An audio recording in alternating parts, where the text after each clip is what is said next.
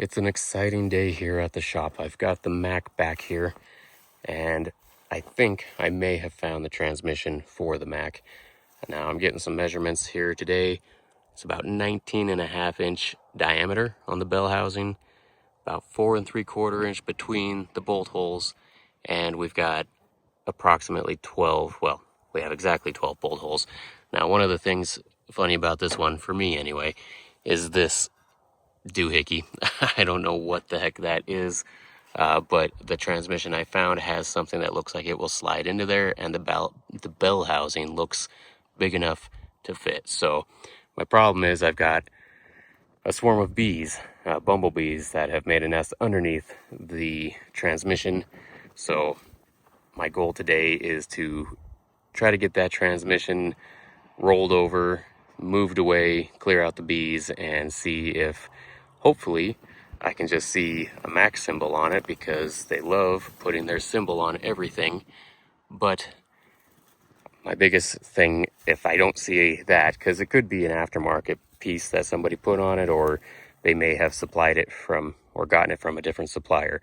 That was pretty common back in those days. So anyway, I want to make sure all my measurements are right. If my measurements are right, I believe that's probably the transmission for that, which bumps this into a whole new category of let's get this thing rolling, running, rolling. And from there, we'll decide if we're going to restore it or if I can find some more pieces while I'm clearing out this rare car lot. All right, here we have the transmission, and there is a bee nest underneath here. I just want to see if you can listen to that.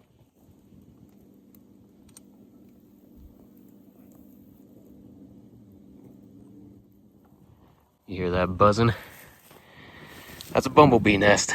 And if you watch my last short, you can see I attempted to lift it up without realizing there was a nest under there.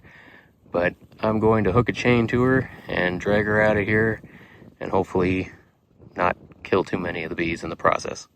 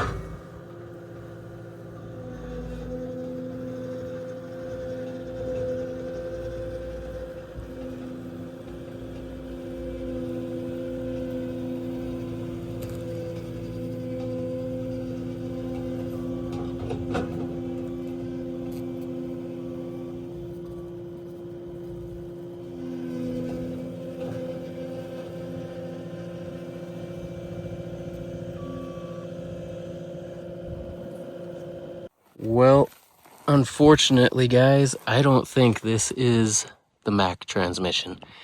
It looks really similar because it's got this piece that'll slide into that other socket or whatever you want to call it.